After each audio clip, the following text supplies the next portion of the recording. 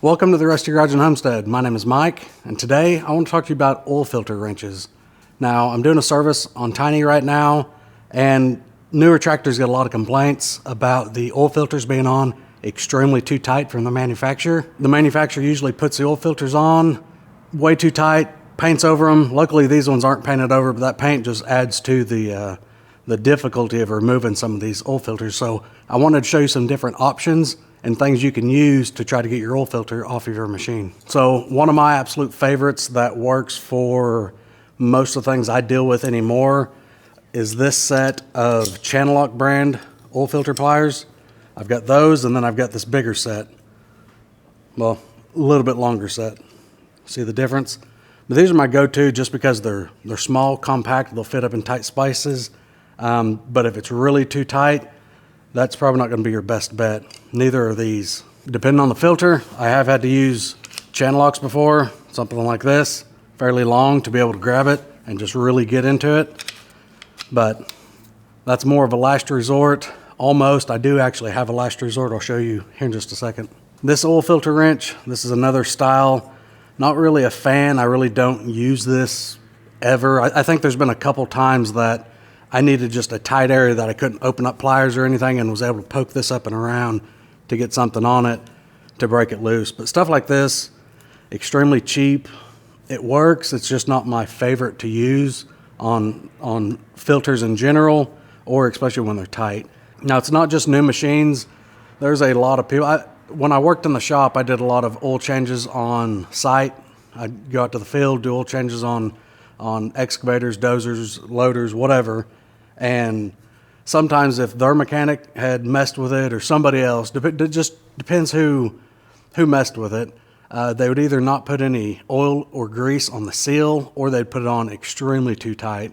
And when it's on too tight, you spend just as much time fighting that filter to get it off than you do actually changing it. So oil filters don't need to be extremely tight. You run it up where it's close, and normally about 1/2 to 3/4 of a turn is plenty. So now I'll show you my next favorite option to use on oil filters. Okay, this is another option. I've got a couple different strap wrenches.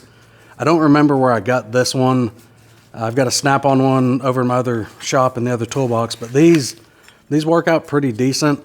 This is a 1/2 inch drive. My snap-on has a 1/2 inch and a 3/8 just on the opposing side. But you stick this up on your filter, wrap it around it, and then poke the tail through there like so, and then start ratcheting that thing around whichever direction you need to go, and it's going to grip into that and spin it. These work really, really well. It's probably, besides the little channel lock pliers, it is probably my next favorite way to remove oil filters. So if I can find links to some of this stuff, I'll put it down in the description if you're interested in any of it. So one of my next options is something, I don't use it a lot, but it is, if you've got space for it, you can really put some stuff on this one, and it'll either destroy the filter or it's going to come off. And I have had filters that would literally crush and destroy themselves essentially before you could get the sealing surface to let go. All right, this is a chain wrench. This is a Durochrome 3504 12 inch, but it's just a long chain. You wrap it around, hook it into that. It's got these serrated teeth right in here.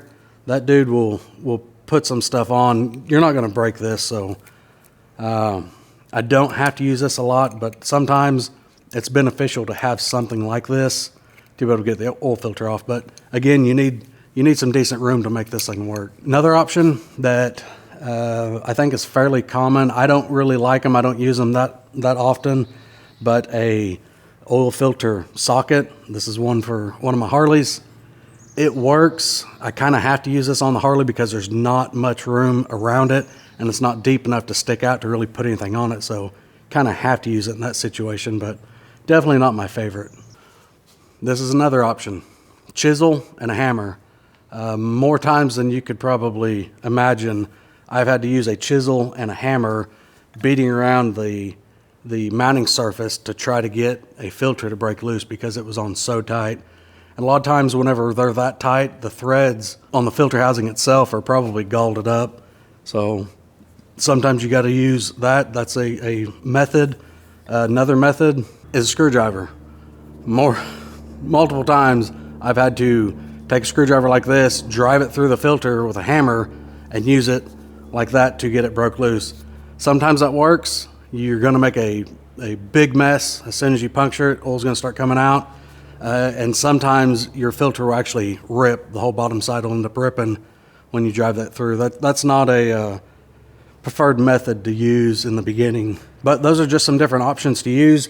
I'm going to bring y'all down here. I've got a filter on here that it looks like it's stuck on there pretty good, just because I can see the gasket is kind of rolled up where it is mashed on there pretty far. So before I even started getting off, I wanted to kind of give you some different options of showing you different tools that they have. And there's other tools besides these. I've got some in my other shop that they're not ones that I use very often. So these are kind of the main ones and some odd ones. So let's get down here and let's see if, I don't know. Well, I haven't messed with it yet, so I'm going to try the pliers first, the larger pair, and see if it'll break loose. If it won't, we'll probably go straight to the strap wrench and see how that works. I hope that one works. Okay, these are what I'm going to try. Strap wrench and the 2 pairs of pliers. Right up here, this is the one we're messing with. I don't know if you can see that seal, but how much it's pooched out there. I'm hoping that's more of a visual thing, and it's not as bad as what I'm thinking it's going to be. So, with that being said, let's try to get... See, and this is the other pain. There's not much room right here. See, can't get nothing up there. Back here towards the end of it, again, I could get maybe right in here. So let's try that. This may be just, I'm gonna have to put on these backwards too, which I'm not a fan of. It's moving.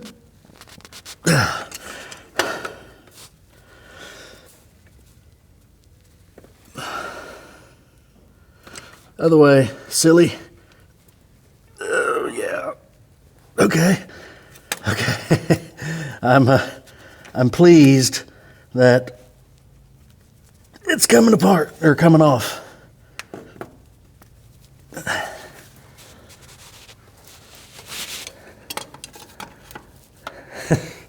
Yeah, I'm looking at it backwards. Okay, let me see if my smaller pair, no, I don't think they're going to. See, it's too wide to really get a good grip, and they don't fit up in there that well either. Strap wrench would probably have been the best bet for this, but now that it's somewhat loose, we can continue to just use these pliers and be successful.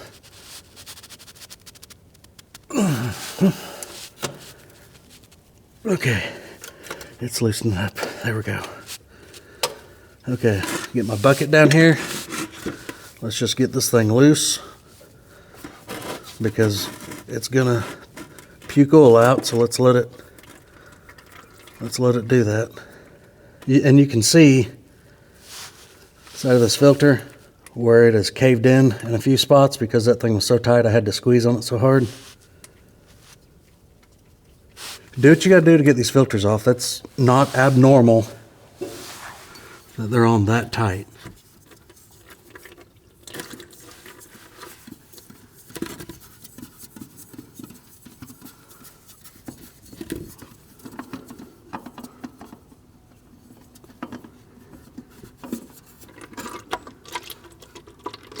Okay, let's just set that one there in the bucket. Okay, let's get this hydraulic oil filter back on.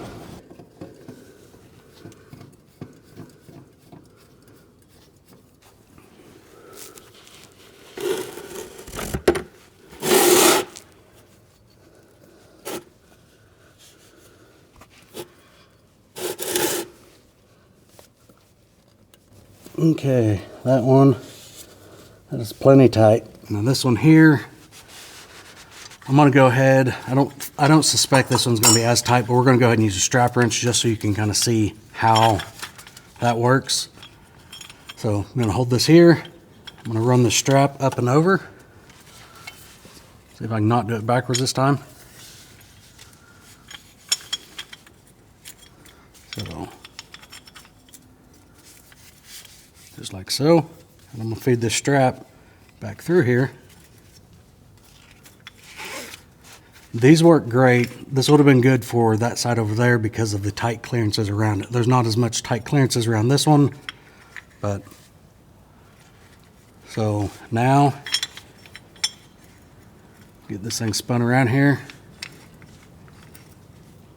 I'm going to put a 1/2 inch drive ratchet.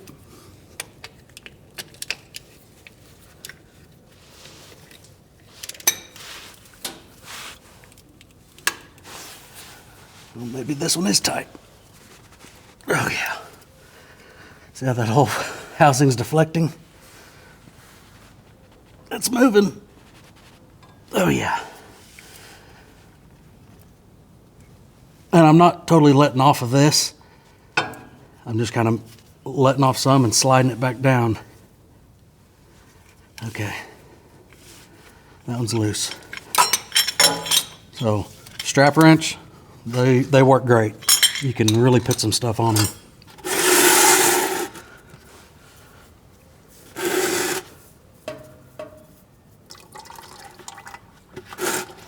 Let that drain for just a second. Y'all leave a comment and let me know what kind of oil filter tools you use, or if there's anything else that I should look at and try, or if there's any of this stuff that you just now heard of for the first time. Okay.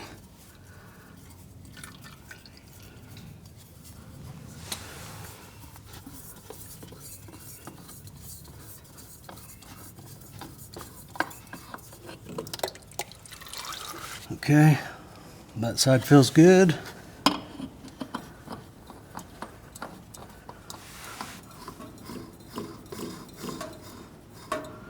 So this even says, make sure the gasket is seated, screw filter into the base until contact, tighten 1/2 turn, and then refill the system.